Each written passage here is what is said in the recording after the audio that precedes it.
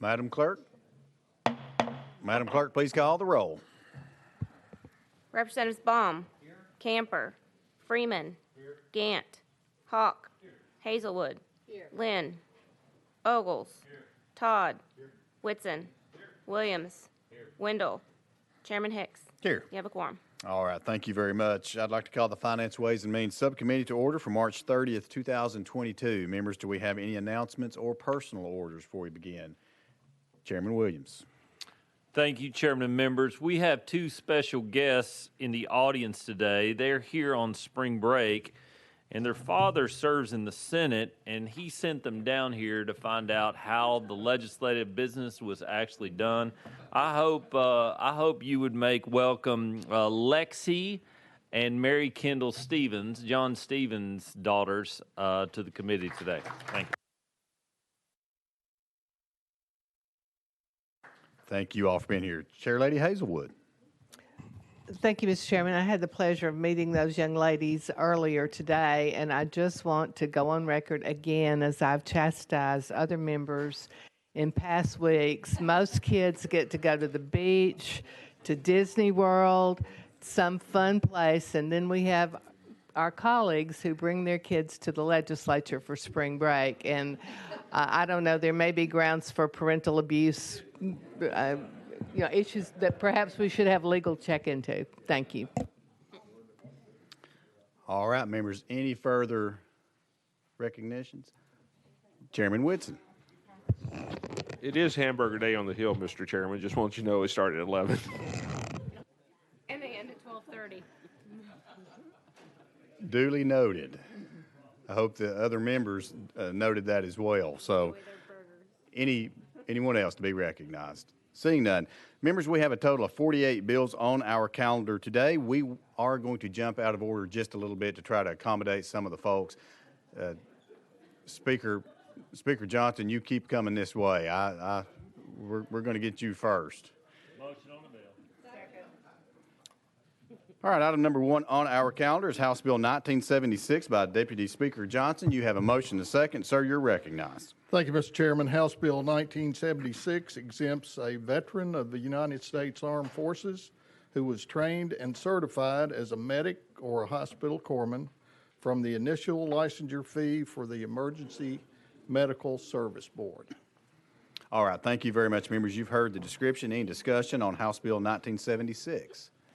Seeing none, House Bill 1976 does have a cost associated with it, so we will have to place it behind the budget and consider it at a later date. So without objection, House Bill 1976 goes behind the budget. Thank you, Mr. Chairman. Committee. Thank you, sir. All right, members, we're going to go to item number 48. That's going to be the last item on your calendar. It's actually on the addendum calendar as well, so 48. It's going to be House Bill 2178. It's going to be by Representative Reedy. You have a motion to second. You're recognized for a brief description. Thank you, Mr. Chairman. And it does have a amendment tracking with it. Do we need to? That is traveling. You're ready to go. Okay. And members, this has to do with the Emergency Management Agency, TEMA, to use unmanned aircraft system to capture images of for the emergency management purpose, including surveying the scene of a catastrophe or other damage, determine whether a state of emergency should be declared. With that, there is the fiscal note, but it's part of the governor's budget of $53,300, and that fiscal note is for the purchase of 5 of these unmanned aircraft systems. All right. Thank you very much, Mr. Sponsor, for this description. Members, any discussion on House Bill 2178? Chairman Williams, you're recognized. Thank you, Representative Reedy. Just a quick question. Yes, TEMA now currently does not have the authority to do this, or this is that they were wanting to purchase? It's to require for the purchase of these. Okay, so they currently have the capability. For instance, in my community, when March 3rd tornadoes came through, local law enforcement was able to take drones to find out how to get to people who were cut off on roads. This allows TEMA to do the same thing and gives them money to use to purchase those drones. Yes, sir, that is correct. Okay, thank you. Thank you. Further discussion, House Bill 2178. Seeing none, we're now voting on House Bill 2178, moving on to full finance. All those in favor say aye. All those opposed, no. The ayes have it. House Bill 2178 moves to full finance. Thank you, Chairman. All right, that brings us back to item number 2 on our calendar. Item number 2 is going to be House Bill 2168 by Leader Lamberth. I don't know that he is in the room, so I do not see him. So without objection, we'll roll to the hill.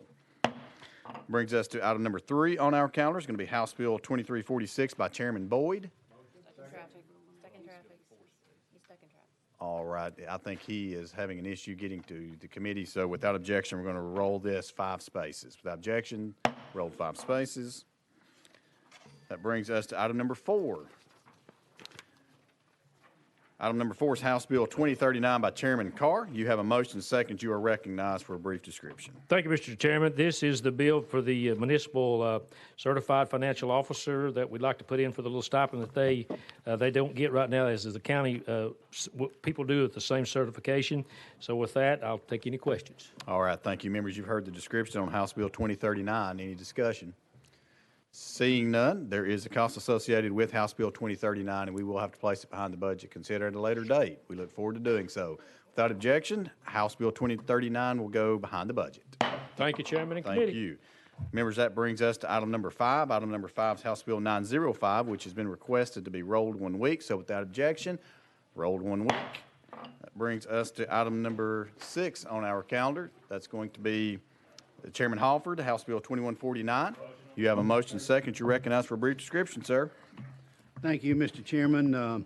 House Bill 2149 is a bill that transfers control of the Carroll County 1,000-acre recreation lake to TWRA as it moves away from the Carroll County Watershed Authority. The lake currently is controlled by the Watershed Authority and is responsible for all of its care, buildings, all of its assets. Over the years, it's become apparent that the management is not the proper management for this type of facility. That's the reason it will be owned by the state and run by the TWRA. There is a line item in the budget, I believe it's B28, for $11 million that covers the cost to purchase the property from the Carroll County Watershed Authority. All right, thank you. Members, you've heard the description of House Bill 2149. Any discussion? Chairman Hawk. Thank you, Chairman Hicks. Chairman Halford, thank you very much. Your work and advocacy for the work for the folks of Carroll County has been admirable, and this is just one more step where you're taking care of folks back home. So I want to thank you for your service. Carroll County thanks you very much for this legislation as well. So thank you, Chairman and members. Thank you, Representative. Thank you. Leader Camper. Thank you, Mr. Chairman. Chairman Halford, question on the length of time. Is there a finite amount of time that it'll go to TRA? They get it back on board, they get all the finances together, they monitor it, and then it reverts back to them? Or will TWRA just have control in Forever, as long as they are there, yes. Okay, so we're just completely moving it to That's TRA? correct. It'll be a state-owned facility run by TWRA in perpetuity, I suppose. Okay, thank you. Thank you, Mr. Chairman. Further discussion? Chairman Todd. Thank you, Mr. Chairman. And this went through Agriculture Committee, and I've made some comments on it previously, but I'll get them on the record in Finance. This, in essence, is an $11 million bailout of an entity that can't make its payments. They're going to default on this. I've confirmed that with the comptroller sometime in the next year. We've already sent them $5 million under previous administration, and this will kind of finalize it. This is going to put it to rest, get it under TWRA's care, and I've had quite a few questions about the fiscal notes on this and the actual revenue stream. I've never really been satisfied that that's been answered thoroughly, but TWRA has some very deep reserves right now, and so I know they can absorb this. But it does concern me that it's kind of been presented as, oh, we'll take care of the cost, we'll cover the cost, when other bills come before us and they won't find details of how those costs are covered. So I've just had some concerns over this, and I just want the committee to know that. I'll be voting for it, but it just is one of those things that it's going to be a little bit of a pill to swallow. Thank you. Thank you, Chairman Todd. Further discussion? Seeing none, we're now voting on House Bill 2149, moving on to full finance. All those in favor say aye. All those opposed, no. The ayes have it. House Bill 2149 moves to full finance. Thank you, Mr. Chairman. Thank you, sir. Members, we're going to go back to item number 2. Item number 2 on our calendar is House Bill 2168 by Leader Lamberth. You have a motion and a second. There he is. You have a motion and a second. You're recognized for a brief description. Sorry, Mr. Chairman, I was trying desperately not to run over Chairman Halford on his way out the door. So, yes, sir, Mr. Chairman, this just allows for, this is State Parks Funding Act of 2022. It allows for them to keep a certain amount of their proceeds for maintenance within their facilities. All right, members, you've heard the description of House Bill 2168. Any discussion? And let me say this, I guess as far as folks that have been visiting parks, I have noticed I will about put Leader Lamberth up against anyone in the past little bit. I know he has certainly been visiting parks and certainly has his thumb on the needle here of the park. So, yes, sir, you're recognized. Mr. Chairman, thank you for saying that. And if you're going to tee the ball up there, I'm going to take a swing at it. I will tell y'all, look, visit every single park we have. I mean, several of y'all have parks in your district. I know Chairman Williams and others. I mean, it is an absolute wealth of diversity of experience and just enjoyment to visit the parks. Bring your kids and grandkids. We've got a little RV, and we'll go and we'll stay. And usually I'll meet with some of the employees of the parks and just kind of talk with them about, hey, look, you know, how are y'all doing? What do you need from us? And y'all, I can say, like, the last couple of General Assemblies, you all have done a phenomenal job of stepping up to the plate and helping with maintenance and new buildings and everything else. So what I'm starting to see, and again, I'm glad you said that, Mr. Chairman, because just in the last several years, you can see a difference. I mean, because we'll travel outside the state, and our parks are starting to be some of the best in the nation, and I'm confident that they'll get there. So, Mr. Chairman, thank you, and thank you all for all your leadership to continue to help this, and this bill helps with that. But yeah, we've really enjoyed it, and we've been in caves and fields and trees and trails and just about everything else you can imagine, and that's my advertisement for the park. It's they've even got a little app where you can get on there and watch yourself on the trails now, so you don't get lost as easy, okay? So I highly recommend it. All right, thank you very much. Members, further discussion on House Bill 2168. Seeing none, we're now voting on House Bill 2168, moving on to full finance. All those in favor say aye. Aye. All those opposed say no. The ayes have it. House Bill 2168 moves to full finance. Thank you, Mr. Chairman. You. All right, members, that brings us to item number 3, House Bill 2346 by Chairman Boyd. You have a motion and a second. You're recognized for a brief description, sir. Thank you, Mr. Chairman and committee. You know, when you turn on the news nowadays, rarely 5 minutes goes by without hearing about threats of cyber attacks, whether it be belligerent foreign powers, terrorists, or whether it be someone just hacking into a bank or some sort of system for ransomware. It's very prevalent in our society right now, and one of the things that we want to safeguard is the utilities in the state of Tennessee. So what this bill seeks to do is to require utilities that are the electrical utilities, water and wastewater, as well as natural gas utilities to develop, implement, and maintain a cybersecurity plan. Now, this plan is proprietary. We don't need to see it. We think that it probably doesn't need to be floating out there. It could fall into the wrong hands, but we do want them to certify once a year that they have one. The investor-owned utilities will certify to the Tennessee Public Utility Commission, and the public utilities, as well as the electrical co-ops, which are normally considered investor-owned, but they will fall in this category over, like public utilities, will report to the comptroller when they do their audit each year. Mr. Chairman, I'll take any questions. All right, thank you very much, Chairman Boyd. Members, you've heard the description. Any discussion? Chairman Todd. Just for clarification, so this is going to catch pretty much all utilities, energy authorities, locally owned utilities, and public-owned utilities. You're recognized. Thank you, Mr. Chairman. That's right. It will pick up.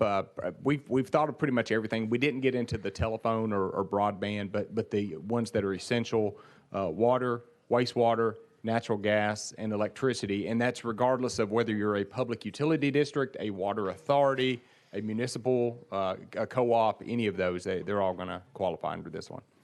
Chairman Todd. Thank you. That sounds like you've got everything covered. Appreciate it. All right, further discussion. House Bill 2346. Seeing none, House Bill 2346 does have a cost associated with it, so we will have to place it behind the budget, consider it at a later date. So without objection, House Bill 2346 goes behind the budget. Thank you, Chairman. Thank you, Mr. Chairman. Well, that brings us to item number 7. Item number 7 on our calendar is going to be House Bill 2153 by Chairman Haston. And we've got a request to roll this to the Hill, so without objection, roll to the Hill. Brings us to item number 8. Item number 8, House Bill 2680. We have a request to roll 1 week, so without objection, rolled 1 week. That brings us to item number 9. Item number 9 is House Bill 2069. I've got a request to roll this to the Hill, so without objection, roll to the Hill. That brings us to item number 10. Item number 10 on our calendar is House Bill 2369. Well, I've got a request to roll this one to the Hill.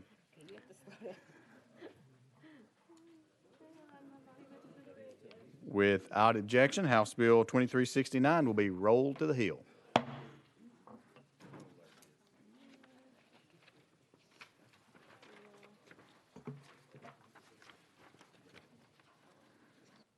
Members, that brings us to item number 11. All right. Item number 11 is going to be House Bill 1759 by Chairman Reagan. I've got a request to take House Bill 1759 off notice. So without objection, House Bill 1759 is off notice. That brings us to item number 12. Item number 12 on our calendar is going to be House Bill 1883 by Chairman Rudd. I've got a request to take this bill off notice. So without objection, House Bill 1883 is off notice. That brings us to item number 13. Item number 13 is House Bill 1987 by Chairman Vaughn. You have a motion and a second. You're recognized for a brief description. Thank you, Mr. Chairman. I believe some of us should get credit for not being in the hamburger line. I think that's what we're doing here. I appreciate the opportunity. You know, in my brief yet storied career, I've brought forward legislation that have been compared by some, but not all, to the Magna Carta and the Mayflower Compact. Alas, this bill is not one of those. I thought you were going to mean old and outdated. I didn't know if that was. So what House Bill 1987 does, it's a bill, frankly, that shouldn't have to be brought before us, but it is one that is going to require utilities around our state, whenever giving pricing to developers or private citizenry for expansion or extension of services, they've got to show their work. They have to provide us the cost basis for the pricing that they put forward. That is what this bill seeks to do. All right. Thank you, Mr. Chairman. You have heard, members, you've heard the description on House Bill 1987. Any discussion? Seeing none, House Bill 1987 does have a cost associated with it, so we will have to place it behind the budget, consider it at a later date. So without objection, House Bill 1987 goes behind the budget. Thank you, sir. May I have another? Thank you, Chairman. Item number 14. As a matter of fact, House Bill 2247, and I've got a request to take this off notice. All right. So without objection, House Bill 2247 is off notice. What's that? Yeah. All right, that brings us to item number 15 on our calendar. It's going to be House Bill 708 by Chairman Zachary. I've got a request to roll this to the Hill. So without objection, House Bill 708, roll to the Hill. That brings us to item number 16. Item number 16 is House Bill 2043 by Representative Cochran. You have a motion and a second. You are recognized on House Bill 2043. Thank you, Mr. Chairman. And what House Bill 2043 does is essentially there's a drug available currently. Really, you can buy it at gas stations. It's called tianeptine. It's marketed as Zaza Red. This would make it where you cannot sell that. Again, it would have to be through some sort of medical professional. You can't just sell it at the local 7-Eleven. All right, members, you've heard the description of House Bill 2043. There is an untimely amendment that has been filed by Leader Camper. Leader Camper, you did file an untimely. Oh, it's untimely? Yeah, it is untimely. So we will not be able to take that up. Thank you, Mr. Chairman. Mr. Chairman, I'm actually working with another chairman on dealing with this issue. So if it's untimely filed, let's just move forward. Okay. Thank you very much. Thank you. Thank you very much. Members, you've heard the description on House Bill 2043. Any discussion? Seeing none, there is a cost associated with House Bill 2043, so without objection, House Bill 2043 will go behind the budget. All right, that brings us to item number 17 on our calendars, House Bill 2633 by Representative Cochran. Do we have a motion and a second? You have a motion and a second. You're recognized for a brief description, sir. Thank you again, Mr. Chairman. And again, House Bill 2633 is a protection against coerced speech. And so it allows schools school districts and teachers to set their policies when discussing pronouns without any fear of adverse action or adverse disciplinary action. All right, thank you very much for this description. Members, you've heard the sponsor. Any discussion on House Bill 2633? Representative Freeman, you're recognized. So I'm not sure I'm following. What does this do now? You're recognized. Thank you, Mr. Chairman. So this would basically protect a teacher or a school district against adverse legal action in state court or adverse disciplinary action if they were to say, my policy is that we are going to acknowledge pronouns based on biological sex. This would make it where that teacher cannot be disciplined for that policy. Representative Freeman. Wow. Okay. So what else can they decide? If I decide I want to change my name from Bob to Robert, can they just decide to disrespect me and continue to call me Bob? You're recognized. Thank you, Mr. Chairman. There's already a law on the books currently that the teacher can call you by what is on your birth certificate. That's something that's already protected. And so if the teacher wanted to go by the name on the birth certificate, they can do that. Again, many teachers, I'm sure, would acknowledge, your if you went by Bob instead of Robert, but they would have that protection under current law if they wanted to call you what's on your birth certificate. Representative Freeman. No, I'm done. Thanks. Further discussion? Seeing none, we're now voting on House Bill 2633, moving on to full finance. All those in favor say aye. All those opposed, no. The ayes have it. House Bill 2633 moves to full finance. And members, as always, if you'd like to be recorded as a no, please make sure the clerk get your vote. All right, members, that brings us to item number 18. Item number 18 on our calendar is going to be Representative Garrett. There he is. I didn't see him. Sorry about that. That's going to be House Bill 1188. You have a motion and a second. Looks like there is an amendment that we need to put onto this bill, drafting code 015841. Is that correct? That's correct. You have a motion and a second. You are recognized on the amendment. Would you like to put it on and then discuss the bill as a whole, or? Well, let me tell you, since it doesn't rewrite the bill, this bill started out the first portion of this session. And so all that does, if this bill does get out from behind the budget, is update the effective date to July 1, 2022. So that's all the amendment does at this point. All right, thank you. Members, you've heard the description of the amendment, drafting code 015841. Any discussion? Seeing none, we're now voting on drafting code 015841 onto House Bill 1188. All those in favor say aye. All those opposed, no. The ayes have it. We're back on the bill as amended. You're recognized on the bill as amended, sir. Thank you, Mr. Chairman and committee. This bill was passed at the beginning of the last session. It had a fiscal note of $63,000, and fiscal actually revised the fiscal note, so now it's down to $10,500. What the bill does briefly is that if you have a DUI and it's an egregious DUI, it's your second, or you have a minor in the car, the interlock device that we have now can be a condition of bond. And so that's what the actual bill does, but it did create that $63,000 fiscal note. It has now been reduced to $10,500. So with that, Mr. Chairman, I'll be glad to answer any questions the committee may have. All right, thank you very much. Members, you've heard the description of House Bill 1188. Any discussion? Seeing none, there is a cost associated with House Bill 1188, so we will have to place it behind the budget and consider it at a later date. However, this bill has been calendared 3 times, so we will need to place it on a special calendar to be published with our final calendar pursuant to our House rules. So without objection, House Bill 1188 will go on a special calendar to be published with the final calendar. Without objections, so moved. All right, Chairman, that brings us to item number 19, which is also yours, House Bill 2184. You have a motion and a second. You are recognized for a brief description on House Bill 2184.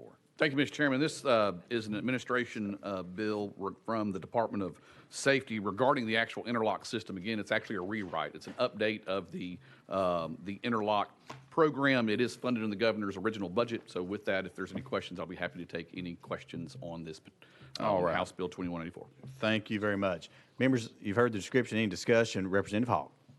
Thank you, Chairman. Chairman Garrett, thank you very much for bringing this. I did have a question that came up from constituencies about some of the DUIs that are based in drug offenses, drug use, versus the alcohol-related DUIs where you do have the the device inside your car. So, and I think the question has been answered, but just important that we recognize as a committee that there are differences between those, that one is for alcohol-related offenses and there is one for drug-related offenses as well. So, which you can't really test someone at this time, the drug-related offenses. So, but I think we're handling it internally and we're in the right spot there. So thank you, Mr. Chairman, for letting me say that. Thank you, Chairman Hawk. Members, further discussion on House Bill 2148. Seeing none, we're ready to vote. All those in favor of House Bill 2184, moving on to full finance, please signify by saying aye. All those opposed, no. The ayes have it. House Bill 2184 moves to full finance. Thank you, Mr. Chairman Thank and committee. you. Members, that's going to bring us to item number 37. We're going to switch around just for a second. Item number 37 is going to be House Bill 1900 by Representative Weaver. You have a motion to second. You're recognized for a brief description. Thank you, Chairman. Thank you, members. This is a great bill for our teachers. It is amended, the amendment number is 014253. It is actually traveling. You're good? in the correct posture. Okay. So this requires the Department of Education to create a fund to reimburse an educator who receives a qualifying score on a required assessment and who receives a license to teach in this state or an endorsement while currently employed by a local education agency in this state. In the amount equal to the cost of the assessment. It requires also the Department of Ed to report to the State Board of Education on the number of educators reimbursed under this section by September 1 of 2023 and each September 1 thereafter. That's what the bill does. The teachers love it, and I hope you say yes and amen. All right. Thank you very much, Representative Weaver.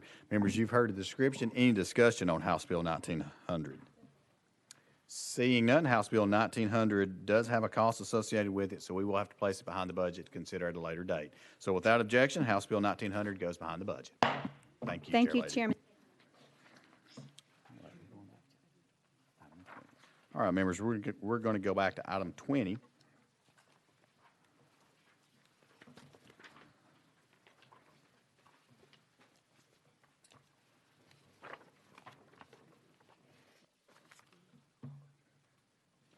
All right, members, item 20 is Representative Beck. Okay. Members, item number 20 on your calendar is going to be House Bill 2283. I've got a request to roll this 1 week. Without objection, rolled 1 week. That brings us to item number 21. Item number 21, House Bill 2448 by Representative Beck. Got a request to roll this 1 week. So without objection, House Bill 2448 rolled 1 week. That brings us to item number 22 on our calendar. It's going to be House Bill 686 by Representative Beck. Got a request to roll this 1 week. So without objection, House Bill 686 will be rolled 1 week. Brings us to item number 23. Item number 23 is going to be House Bill 2818. I have a request to take this bill off notice. So without objection, House Bill 2818 will be taken off notice. That brings us to item number 24. Item number 24 on our calendar is going to be House Bill 1914 by Representative Eldridge. You have a motion and a second. You're recognized for a brief description on House Bill 1914, sir. I'm sorry, Mr. Chairman, I believe this was sent to this committee in error, and we were supposed to went to calendar and rules, but we ended up here. But I just want to add to that, it's never a bad thing to get to appear before this committee. So, Well, you started off rough, but you bounced back really well, I'll tell you. Thank you.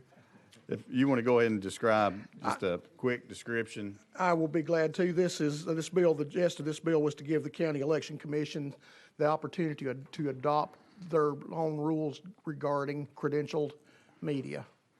All right, thank you very much. Members, you've heard the description of House Bill 1914. Any discussion? Seeing none, we're now voting on House Bill 1914, moving on to full finance. All those in favor say aye. All those opposed, no. The ayes have it. House Bill 1914 moves to full finance. Thank you, Chairman and committee. All right, that brings us to item number 25. Item number 25 is House Bill 1886. I've got a request to take this bill off notice. So without objection, House Bill 1886 off notice.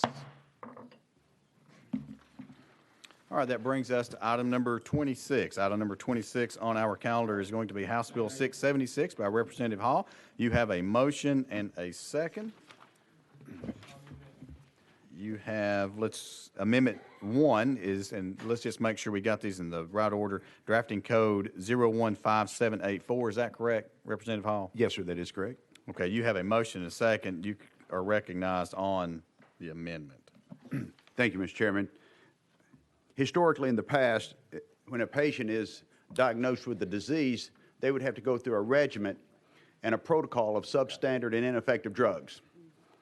House Bill 677 changes all of that. It gives the patient the greatest chance of success in his relationship between the patient and the physician to prescribe the most aggressive and the most efficient treatment on the market. And with that, Mr. Chairman, I renew my motion. All right, thank you very much. Members, you've heard the description of Amendment 015784. Any discussion? You're recognized, sir. Thank you, Mr. Chairman. I would like to say, after 2 years of working on this bill, that it does not have a fiscal note. And you are correct. Okay, you recognize Chairman Hall. Thank you, Mr. Chairman. And Chairman Hall, I think I'm going to support your bill. We've got two different amendments. Do they both rewrite the bill, or is one a clarifying amendment? Just so we'll know we've got Amendment 1 and Amendment 2. Just know the direction we're going there, sir. The Amendment 2 releases the fiscal note, and the other one is for clarification. Okay. All right. Thank you, Chairman. All right, thank you. Members, we're voting on Amendment 15784 onto House Bill 676. Further discussion? Seeing none, we're now voting on the amendment to the bill. All those in favor say aye. All those opposed, no. The ayes have it. We are back on the bill as amended, which brings us to Amendment number 2, is my understanding, and that's going to be drafting code 014886. Is that correct, Representative Hall? That is correct, sir. You have a motion to second. You're recognized on the amendment. Thank you, Mr. Chairman. This amendment just clarifies, eliminates some language and clarifies the bill and makes it more streamlined. All right. Members, you've heard the description. Any discussion? Seeing none, we're now voting on Amendment 014886 to House Bill 677. All those in favor say aye.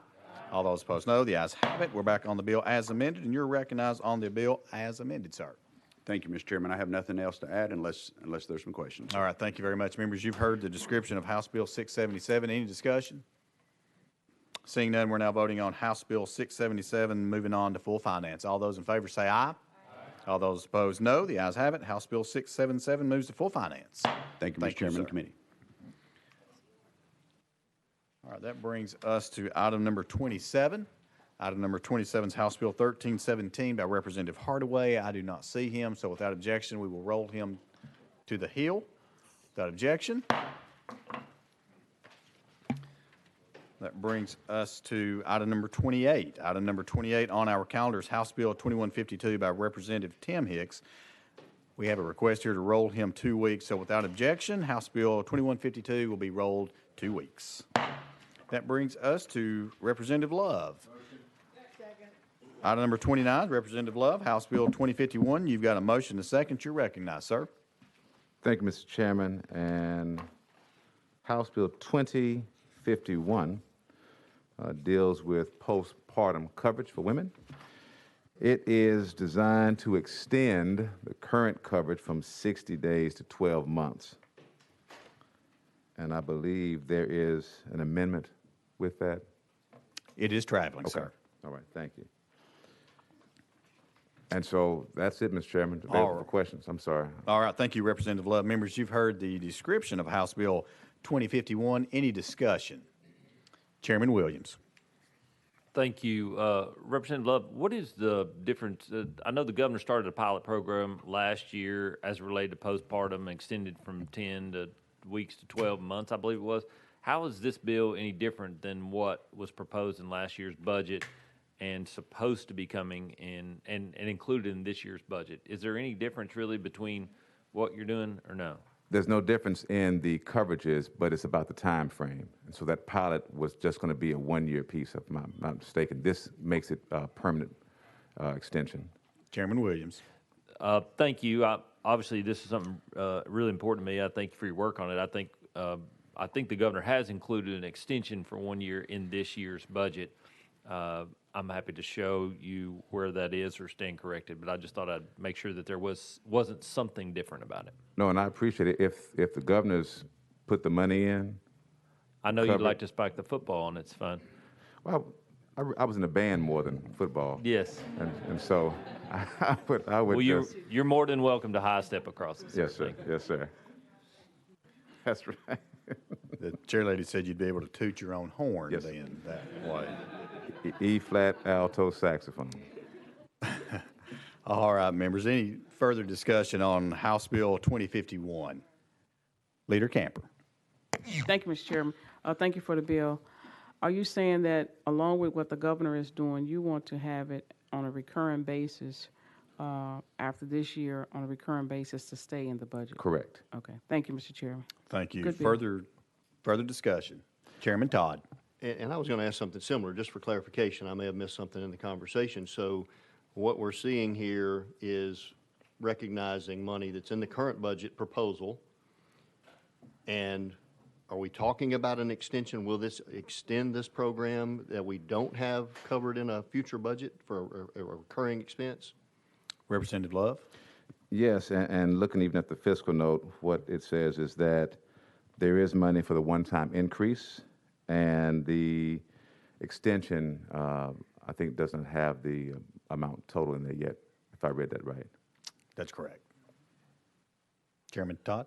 So are we committing to a recurring expense that's not being recognized here? Chairman Williams. Thank you. The posture of this committee on this bill is because it does spend money that we are going to have to put it behind the budget. The clarification question for the fine representative band member from Davidson County, drummer from Davidson County, was mainly to clarify if there was any differentiation between what the governor proposed and what the intent of his bill was.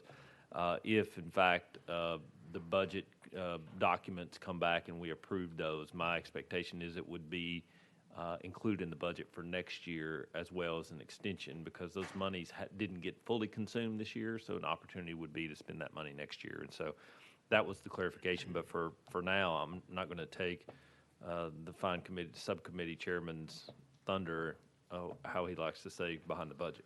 So thank you. Further discussion. And Mr. Chairman, I failed to, at the beginning, do something very important, which I'm making up for now. This bill was actually brought to me by Representative Lamar, who's now Senator Lamar, and this is her legislation she was carrying. I'm so very proud to be able to pick it up from where she handed off to me for this fine work that's going to be done. So I want to acknowledge that, Mr. Chairman. All right. Thank you, Representative Love, for that note. Further discussion. Well, as Chairman Williams has already stole my thunder, but I'm kidding.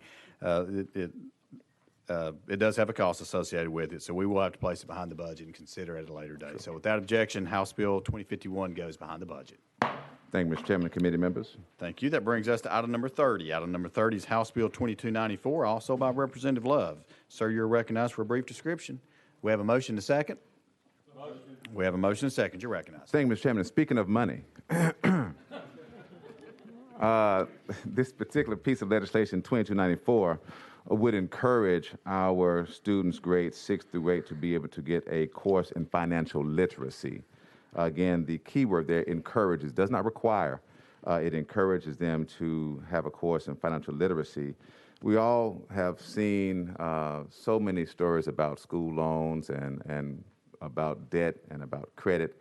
I think it's most important that we start our students in middle school understanding the importance of budgeting, importance of learning how to deal with money, so that when they get into high school, some of them may be pursuing careers right after high school. So when they get to high school, they also can have this foundation, and they can look at ways to save money, to invest money, and learn the ins and outs of even insurance and the importance of those type of things. So with that, Mr. Chairman, I am open for questions.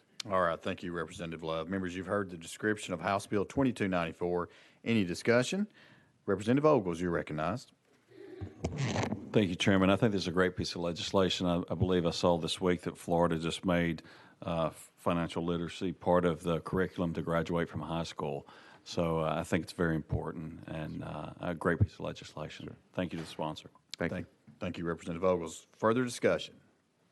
Seeing none, we are now voting on House Bill 2294, moving on to full finance. All those in favor say aye. All those opposed, no. The ayes have it. House Bill 2294 moves to full finance. Thank you, Mr. Chairman, committee members. Thank you, sir. Item number 31 on your calendar is going to be House Bill 2600 by Representative McKenzie. You have a motion and a second. You are recognized for a brief description on House Bill 2600. Thank you, Mr. Chair. This bill will enable local governments to continue to provide effective and efficient local government operation while balancing those attributes for transparency and accountability. It simply increases the amount from $25,000 to $50,000 in terms of things that will need to have sealed bid and that process fully enabled. In order to have this, you have to have a strong financial organization within your local government and a full-time person tending to this. And also, this bill is totally permissive. All right. Thank you, Representative McKenzie, for this description. Members, any discussion on House Bill 2600? Seeing none, we're now voting on House Bill 2600, moving on to full finance. All those in favor say aye. All those opposed, no. The ayes have it. House Bill 2600 moves to full finance. Thank you, Mr. Chair and committee.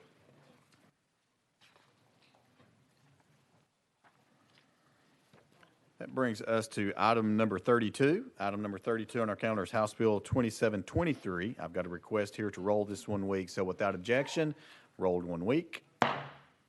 That brings us to item number 33. Item number 33 on our calendar is going to be House Bill 1256 by Representative Sexton. I do not see him, so without objection, House Bill 1256 will be rolled to the Hill. That brings us to item number 34. Item number 34 on our calendar, and he has really good timing, is going to be House Bill 1738, is Representative Sparks. You have a motion to second. You are recognized on House Bill 1738 for a brief description. Yes, thank you, Chairman. Thank you, committee members. This is similar to the bill that y'all took behind the budget 2 weeks ago. This is a permanent exemption of gun safes and gun safety devices, and appreciate your consideration. All right. Thank you very much, Representative Sparks, for the description. Members, any discussion on House Bill 1738? Is that Representative Freeman? You're recognized. Thank you, Chairman. And again, thank you to the sponsor. And again, would like to thank you for recognizing that restricting access at times to weapons and handguns does increase safety and is a valuable thing for us to look at. So thank you for that. Thank you. All right, thank you. Further discussion on House Bill 1738? Seeing none, Mr. Sponsor, thank you for bringing this piece of legislation. I know you've been working hard on several of these bills, and so I want to commend you for your work. It does have a cost associated with it, so we will have to place it behind the budget to consider it at a later date. So without objection, House Bill 1738 will go behind the budget. All right, that brings us to item number 35, also by Representative Sparks. It's going to be House Bill 1741. Do you have a motion, a second? Sir, you are recognized on House Bill 1741 for a brief description, but it looks like you have an amendment that rewrites the bill, so let's go ahead and get this amendment on. Is that the correct amendment? It's going to be 015303. Is that correct? Yes, sir. All right, you have a motion, a second. You're recognized. Let's go ahead and again put that on. Any discussion on the amendment? Seeing none, we are now voting on drafting code 015303 to House Bill 1741. All those in favor say aye. All those opposed, no. The ayes have it. We're back on the bill as amended, and you are recognized on the bill as amended. Yes, thank you. House Bill 1741 really is an incentive, would give the teachers, K through 12 public school teachers, a fee waiver at a state university if they're seeking a graduate degree. We have worked on the fiscal note. We kind of narrowed it down to where it's got to be in that field of study. As the committee knows, we're having a hard time retaining and recruiting teachers to our public school system, and I think this is a step in the right direction, and they would be on a standby status, much like state employees are on a fee waiver. So appreciate your consideration. All right, thank you very much, Representative Sparks. Members, you have heard the description of House Bill 1741. Any discussion? Seeing none, there is a cost associated with House Bill 1741, so we will have to place it behind the budget to consider it at a later date. So without objection, House Bill 1741 is behind the budget. Thank you, committee. Thank you, members. Thank you. That brings us to item number 36.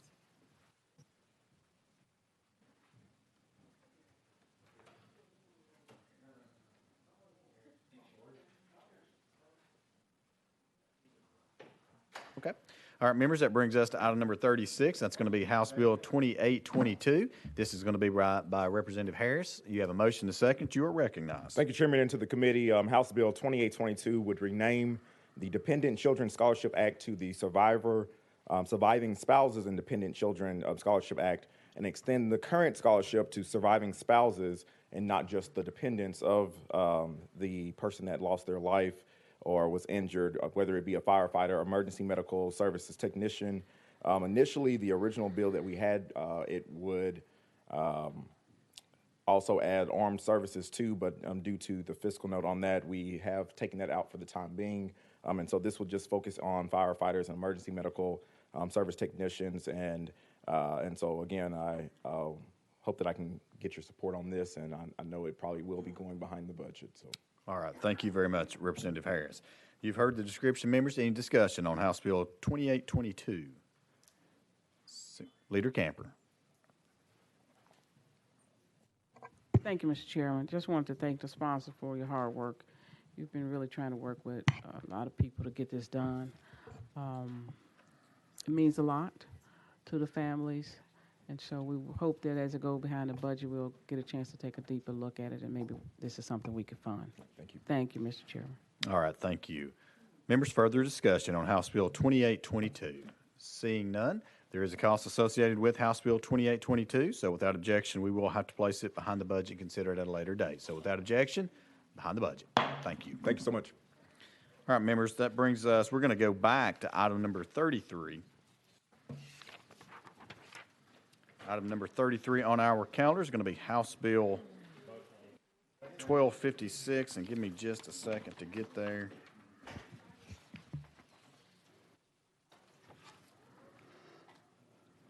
All right, members, again, House Bill 1256 by, let's see, Representative Sexton. You have a motion to second. You are recognized on the bill.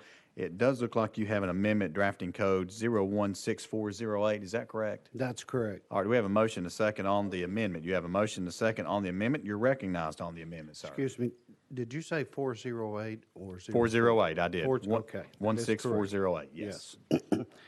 Thank you, Mr. Chairman of the committee, and I know that you and I had discussed this, and I originally was going to move forward, but after I already had the amendment drafted and it passed in the Senate last year, I thought it needs to be at least considered. So if you'll bear with me just a minute, let me give you some facts. Between March 2020, when the CARES Act was implemented in March of 2021, the implementation of the American Rescue Plan, the federal government spent nearly $5 trillion responding to the pandemic.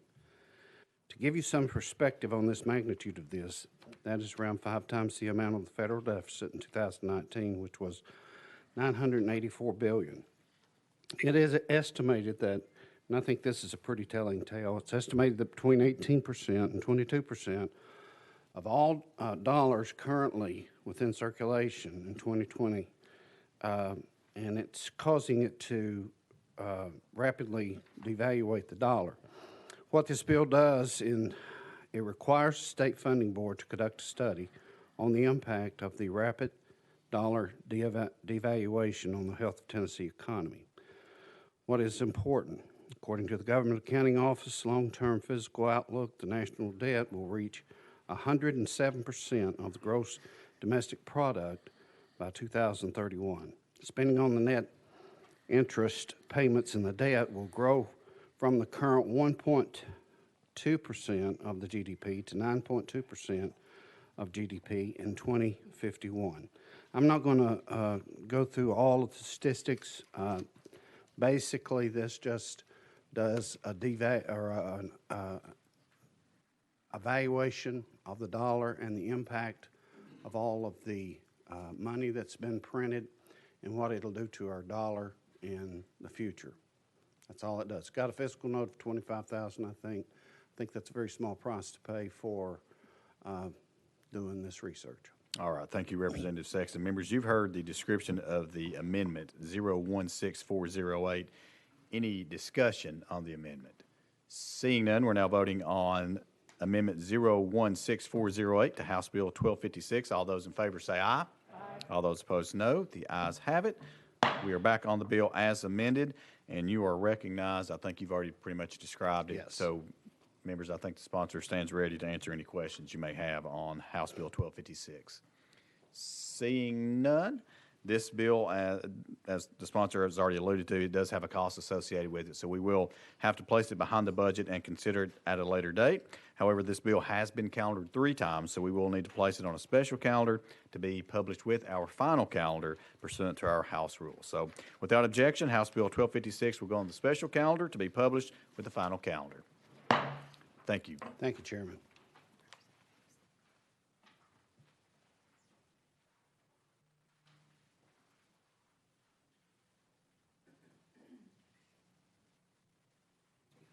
Is Chairman Haston in the room? I don't know how I missed you, sir, but I did. I did not see you.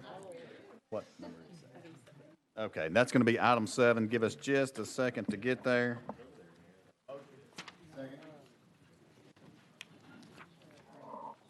All right, members, item number 7 on our calendar, again, is House Bill 2153 by Chairman Haston. You have a motion to second. You recognize for a brief description, sir. Thank you, Mr. Chairman. This administration computer science bill helps to make sure students are better prepared for the technology jobs that are coming into the state today. It does so by setting rigorous standards for computer science education, requiring course offerings, and providing free professional development for Tennessee educators. With that, I'd be glad to answer any questions. All right, members, you've heard the description. Any discussion? As a computer science major, this bill warms my heart, so I certainly do support your bill. So, members, any discussion on House Bill 2153? Seeing none, we're now voting on House Bill 2153, moving on to full finance. All those in favor say aye. All those opposed, no. The ayes have it. House Bill 2153 moves to full finance. Thank you, Chairman and members. Thank you.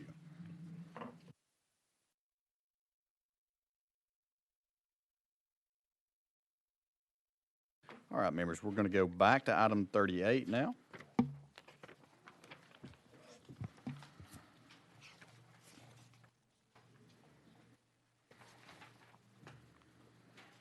It's just a second to get back to our place.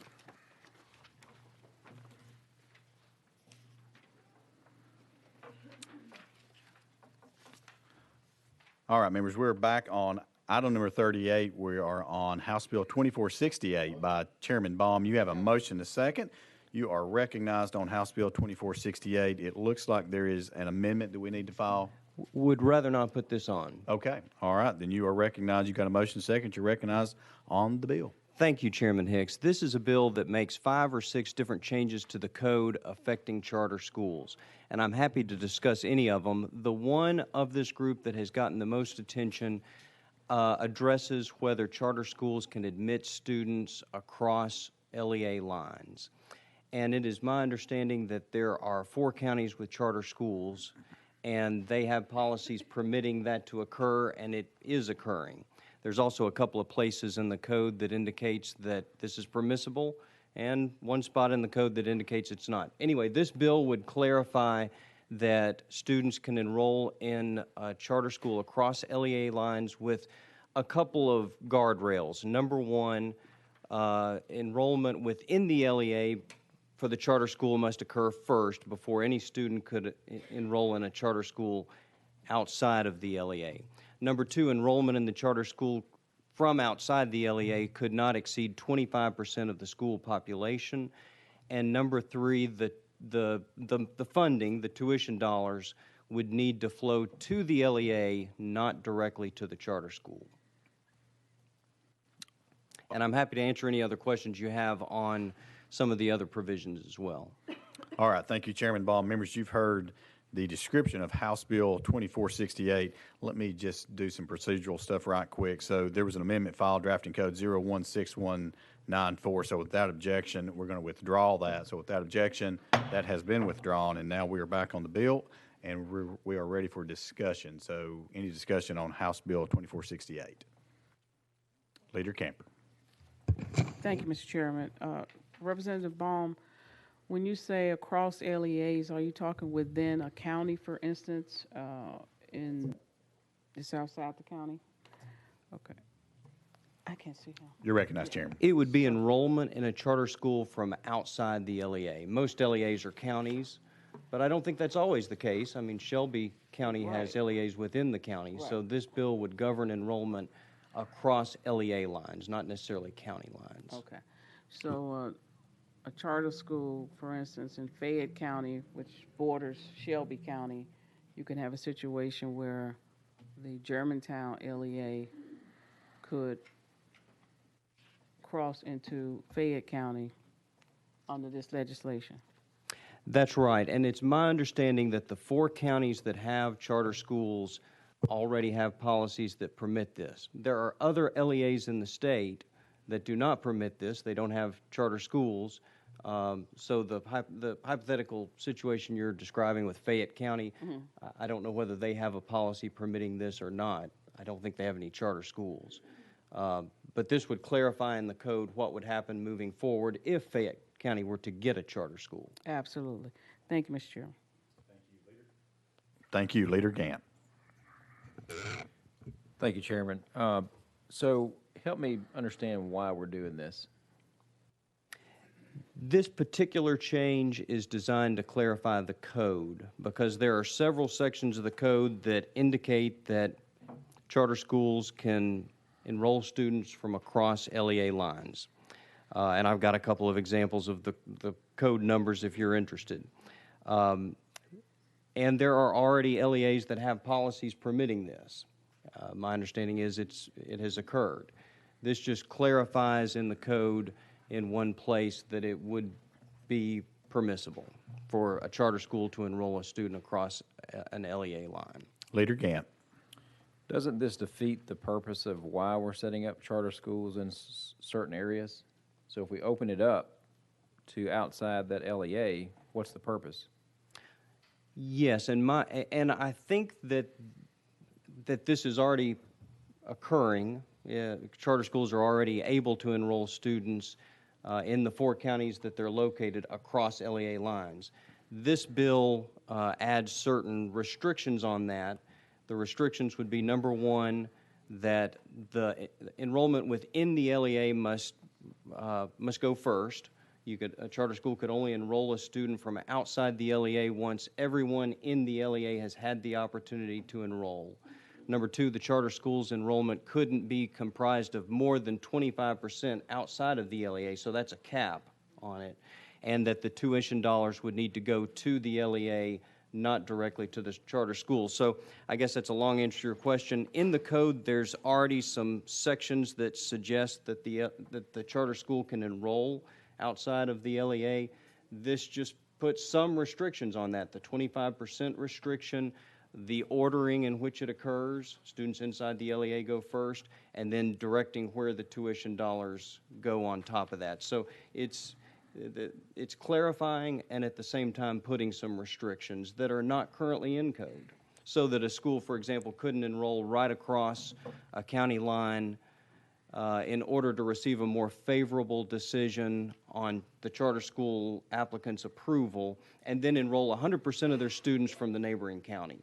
This bill would put a cap on out of LEA enrollment so that couldn't occur, or at least not more than 25% of the school's students couldn't come from outside the LEA. Leader Gant. So the funding, as you just described, is that under the old funding formula or is that under the governor's new proposal?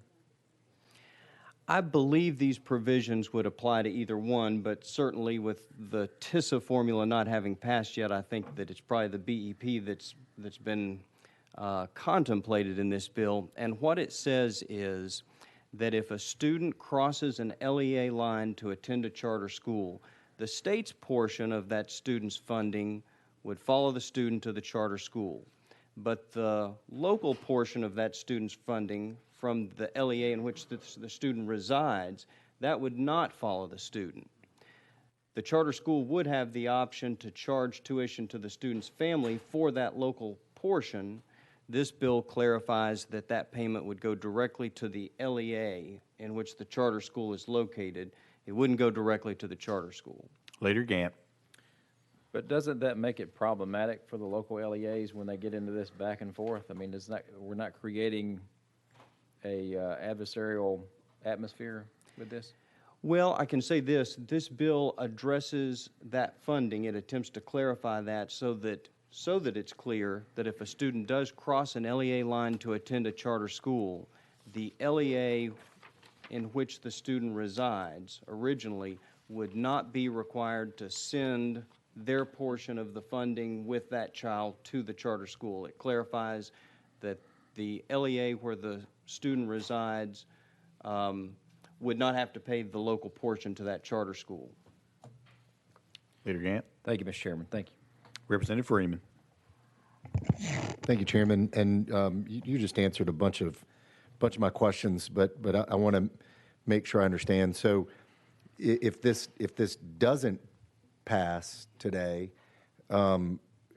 nothing changes in the operations as it's happening right now. Is that what you're saying? I think that's correct. I think this bill clarifies multiple different parts of the code on what happens when a student crosses LEA lines, who the tuition goes to, things like that. You recognize. And you mentioned 4 LEAs. What are those 4 LEAs that have charter schools? My understanding is that the 4 counties in the state that have charter schools currently in operation are Knox, Hamilton, Metro Nashville, and parts of Shelby County. And my understanding is that all 4 of those LEAs have policies currently allowing students to cross LEA lines to attend another district school. Representative Freeman. And which of those counties do you represent? Rutherford. Did you say Rutherford? Yes. Okay. And if an LEA decides that they would like to change their policies, would they be allowed to change their policies and allow for students from across the counties, other counties to come in, or would this force them to be strictly follow this guideline? Currently, the 4 LEAs that we're discussing allow students to cross LEA lines. Your question references what would happen if these LEAs wanted to change their policies to prohibit that. My understanding is that state code is currently unclear on what would happen because there are parts in the code that indicate charter schools can receive enrollment outside of the LEA. There is one part of the code that says that they have to follow local policies.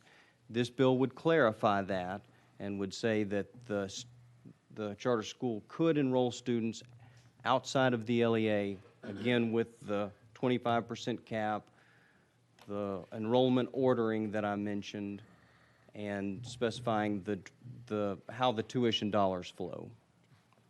Thank you. Thanks for answering my questions. Leader Camper. Thank you, Mr. Chairman. Thank you for allowing me to ask another question. Something came in my mind when we were discussing this. So if I'm a state legislator that lives in Memphis, and I have young children that are in a public charter school there, and I want to bring them to Nashville with me, I can apply to have them attend school under this legislation in Metro Nashville. If this passed, I'll be able to bring my children with me here and enroll them in a school here in Davidson County under this legislation. Is that possible? I believe currently, in order for a student to enroll in a district school across LEA lines, there must be an agreement between both LEAs. So I suspect that if Metro Nashville and Shelby County had that agreement, it could occur, but I'm not sure whether Metro Nashville has an agreement with Shelby County. They seem like they're fairly far away geographically. I believe that both LEAs, the receiving and the providing LEA, must be part of the agreement. Leader Camper. I understand that. What I'm saying is because we can cross county lines based on your prior response to my earlier question, then under this legislation, if they agree, I will apply locally. It doesn't work, and I can come here. I could bring my children with me and have them go to school here while I'm serving, is what I'm trying to get to. Under this legislation, I'll be able to do that. I believe so. It doesn't, Okay. Yes. Okay. Thank you, Mr. Chairman. Thank you, Leader. Representative. Chair Lady Hazelwood. I just want to clarify one point because I believe I heard the sponsor say earlier that would only, the former questioner, that would only occur if there were room left because you couldn't have more than 25% outside, and there would have to be room in the local charter school after everybody in this case, Davidson County had an opportunity to enroll. Am I understanding correctly? That's correct. With this bill, one of the clarifications is that everyone within the LEA must be given the opportunity to enroll in the charter school first.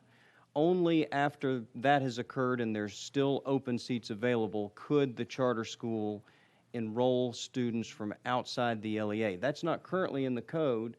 In the current code, that might not happen in that order. Chair Lady. Thank you. I just wanted to clarify that. Representative Ogles. Thank you, Chairman. I was remembering back in Williamson County some years ago, and I think this is going to bring up interesting kind of debate as we move forward, especially with growing pains throughout the state and new traffic patterns, where we were busing young children 35 minutes across the county when the county line was very, very close, and there might have been an opportunity for those children with agreements between the LEAs to actually cross county lines and go to another school right across the line. So it will be interesting as we continue to grow and see the growing pains that the state incurs to how we'll handle this debate in the future. But thank you, Chairman.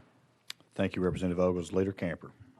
Thank you, Mr. Chairman. Yeah, I understood the locals and the 25%, but if they were at 20% and they agree, I'd be able to apply to come to Nashville, even though I'm a resident of Shelby County. That's what I'm trying to get clarity on. If they're only at 20%, they got 5% left where they can enroll people outside the LEA. If I'm in Shelby County coming up here as a legislator, could I bring my children to a school here if they're accepted in that school under this legislation? You're recognized. I believe this bill would provide two restrictions. Number one, not more than 25% of the charter schools enrollment could be outside of the LEA, as you mentioned, and there would have to still be open seats available after all the students within the LEA had the opportunity to enroll. So that's sort of a second requirement or restriction on this out of LEA enrollment policy. Leader Camper. Leader Gant. All right, I think you may have just answered my question. So if they reach that 25% cap and you've got new residents that move into that county, there are still going to be availability within that charter school. If I understand your question, if you've hit the 25% cap, then no more students from outside the LEA could enroll. I guess if it were someone moving into the LEA, buying a new house and moving in there, then they would be inside the LEA and they would not count towards the 25% cap. Leader Gant. But if they're at full capacity, what happens then? And if the charter school is at full capacity, and many of them are, then it's not permissible for any students outside the LEA to enroll.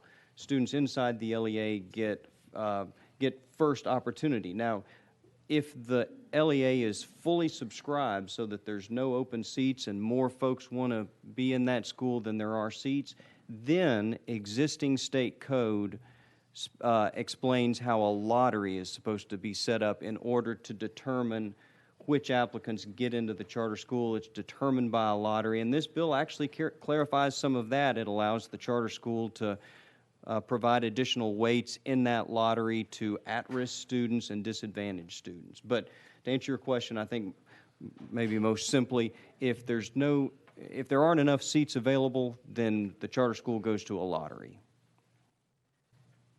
Leader Gant. Thank you, Chairman. He answered my question. Thank you. All right, thank you. Chairman Hawk.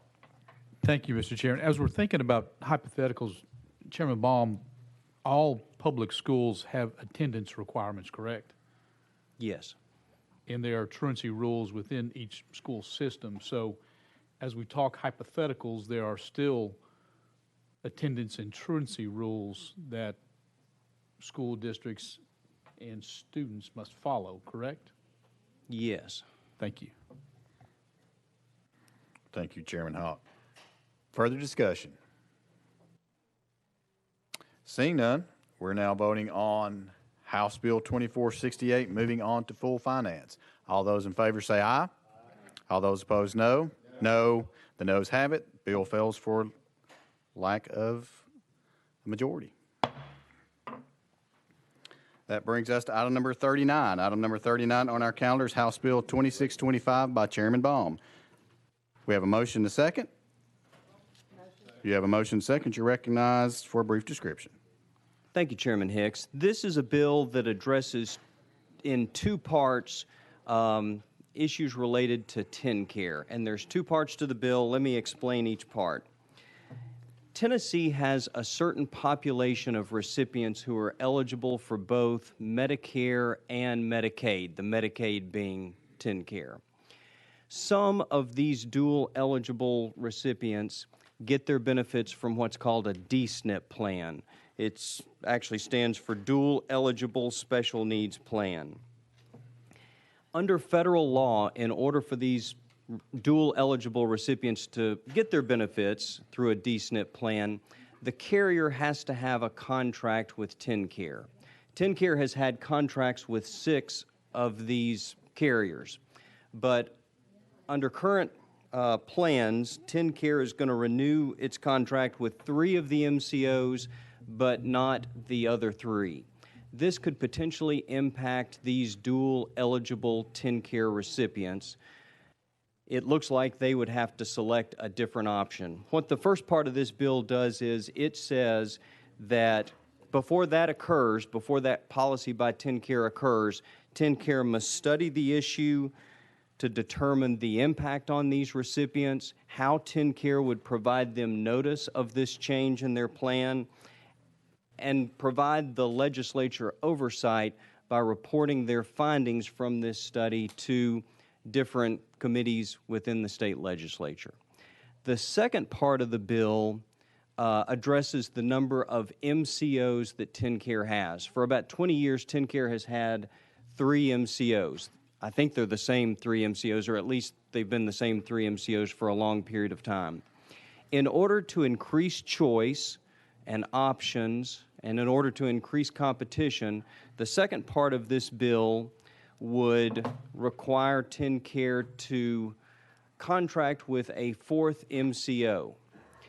Now, this 4th MCO, according to the amendment on the bill, would necessarily be Centene, and the reason why is only Centene, as a 4th applicant, applied through the most recent procurement process to be an MCO. So this is a company that's set up and ready to serve as a 4th MCO.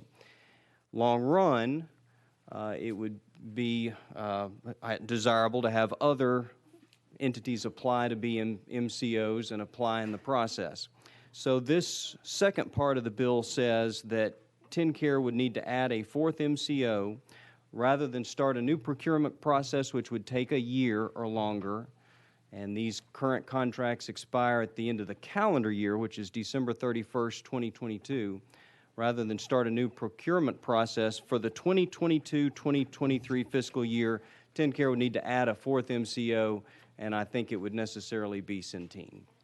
All right. Thank you very much, Chairman Baum, for this description. Members, you've heard from the sponsor. Any discussion on House Bill 2625? Seeing none, House Bill 2625 does have a cost associated with it, so we will have to place it behind the budget and consider it at a later date. So without objection, House Bill 2625 goes behind the budget.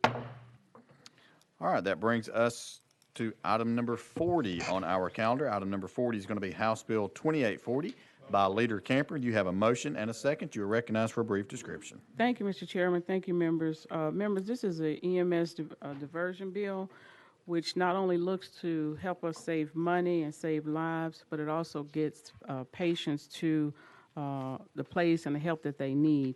I'm proud to say I got great bipartisan support on this bill, including Leader Kent.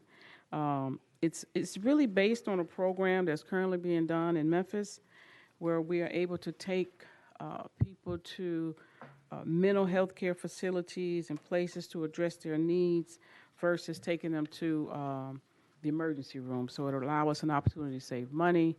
And if you see, Mr. Chairman and members, in the corrected fiscal note, there was an additional savings of, I think, about $1.3 million. And with that, I would hope that I can get a yes vote from members on this bill. All right, thank you, Leader Camper. Members, you've heard the description from House Bill 2840. Any discussion? Seeing none, we're now voting on House Bill 2840, moving on to full finance. All those in favor say aye. Aye. All those opposed, no. The ayes have it. House Bill 2840 moves to full finance. Thank you, Mr. Chairman and members. Thank you. Brings us to item number 41 on our calendar. It's going to be House Bill 2338 by Leader Gant. We've got a request to take this bill off notice. So without objection, House Bill 2338 is off notice. That brings us to item number 42 on our calendar. Item number 42 on our calendar is House Bill 536 by Chairman Hawk. You have a motion and a second. You are recognized, and it looks like there is an amendment we need to file that, or we need to draft that actually rewrites the bill. So let's do that first. 014332, is that correct? That is you have correct, a Chair. motion and a second. Any discussion on the amendment? Seeing none, we're now voting on the amendment 014332 to House Bill 536. All those in favor say aye. All those opposed, no. The ayes have it. We're back on the bill as amended, and you are recognized on the bill, sir. Thank you, Mr. Chairman. Members, sometimes there's pieces of legislation that come across our desks that remind us why we ran for office in the first place. This is one of those pieces of legislation. 22 years ago, we had something called vendors' compensation that would give a return of sales tax collections to our sales tax collectors, those being the retail community, those who are the conduits to accept sales taxes for the state of Tennessee. When the income tax debate was going on 20-plus years ago, those dollars went away.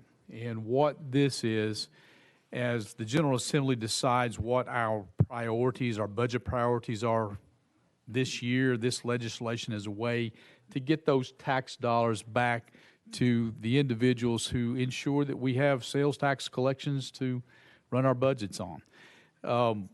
What this does, it is a one-year shot where we're looking at the just the next fiscal year that we will essentially get up to $25 per sales tax return on a monthly basis back to those sales tax collectors in our state of Tennessee. It is a small price that doesn't really come close to the cost associated between credit card fees, between the equipment that these businesses need to buy.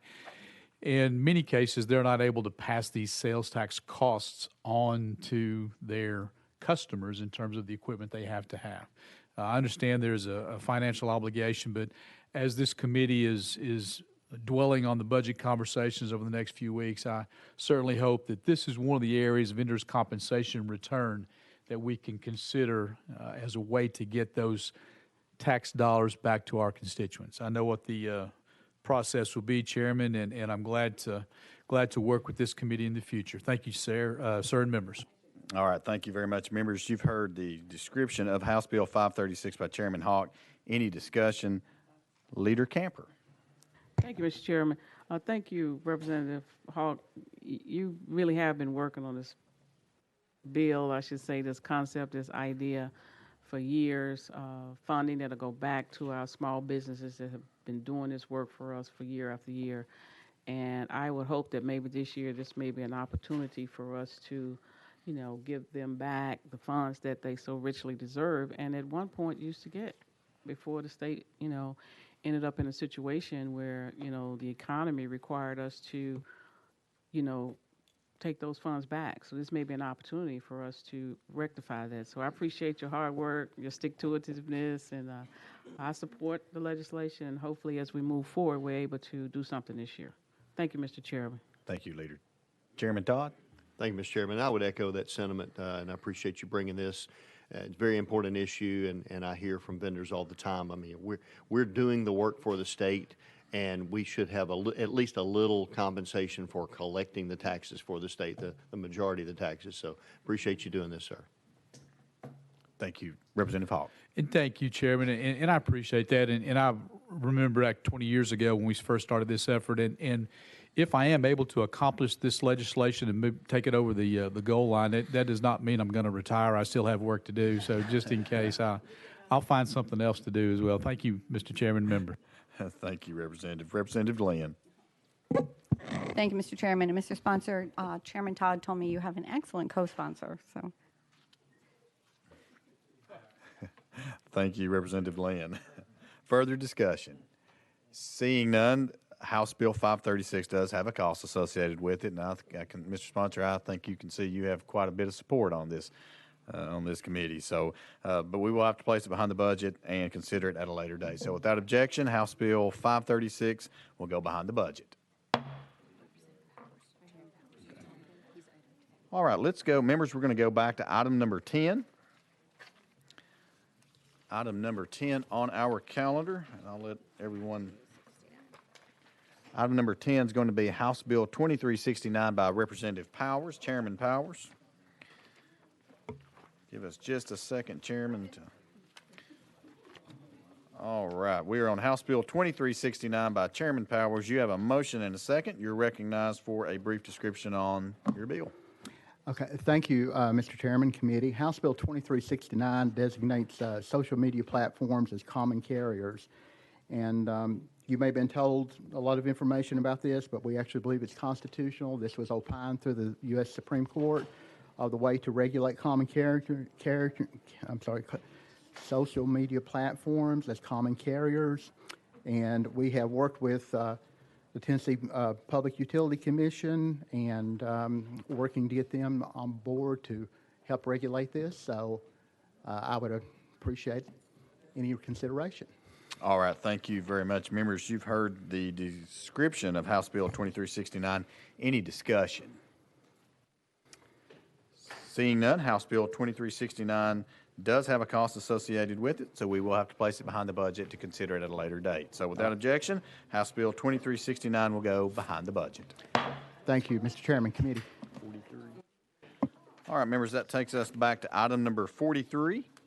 Item number 43 is going to be House Bill 2206 by Chairman Todd. Do we have a motion and a second? You have a motion and a second. You're recognized for a brief description, sir. Thank you, Mr. Chairman. This particular piece of legislation expands the offense of assault and aggravated assault against a first responder or nurse to also now include an offense against a healthcare facility security guard or officer. These folks, as you might imagine, are usually the first to arrive at the scene well before the police or sheriff get there, because they're on staff and on site. And so this just elevates the assault against them, just like we have for the nurses and the other first responders. All right. Thank you, Chairman Todd, for this description. Members, any discussion on House Bill 2206? Representative Lynn. Yes, ma'am. I probably should have asked you this while we're sitting next to each other.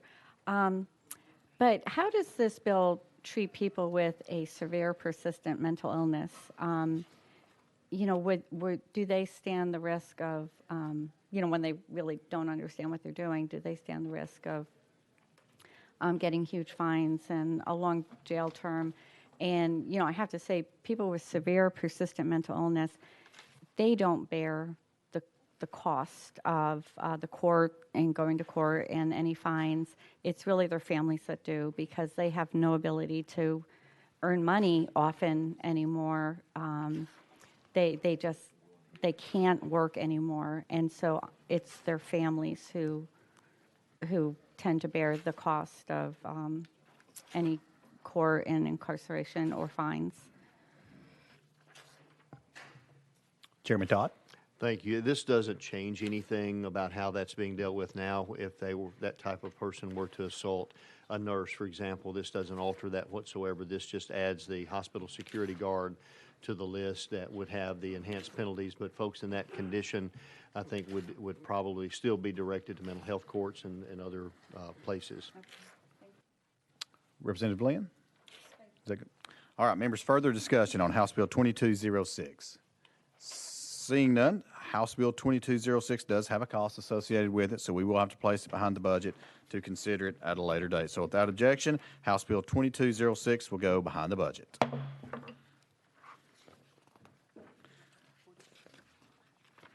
All right. Members, that brings us to item number 46. We're going to jump out of order just for a second.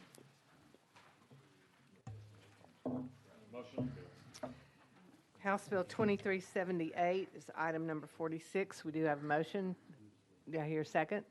We have a motion and a second. Chairman Hicks, you are recognized. Thank you, Chair Lady. House Bill 2378 clarifies that staffing services are not subject to sales tax in Tennessee and provides relief to technology support companies and all companies that use technology support in Tennessee by preventing the department from imposing tax on software development, installation, and repair when those services are performed by contract employees acting as a company's agent. Members, you've heard the explanation. Are there questions of the chairman? Seeing none, it is very painful to have to do this, but there is a fiscal cost associated with this bill. And as the chairman says, I'm sure that we will consider it at a later date, but for now, it is behind the budget. All right, members. That brings us to item number 47. Item number 47 is going to be House Bill 2157 by Chairman Gant.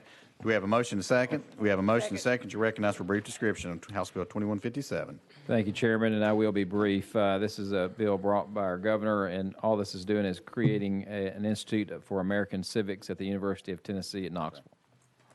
All right. Thank you very much for this description. Members, any discussion on House Bill 2157? Question's been called. Objection called on the question. Seeing none, hearing none, we're now voting on House Bill 2157, moving to full finance. All those in favor say aye. Aye. All those opposed, no. The ayes have it. House Bill 2157 moves to full finance. Members, we are out of time at this point, so all of those bills that we have not been able to take up today will be rolled to the next available calendar. So without objection, we stand adjourned. I doled it down a lot.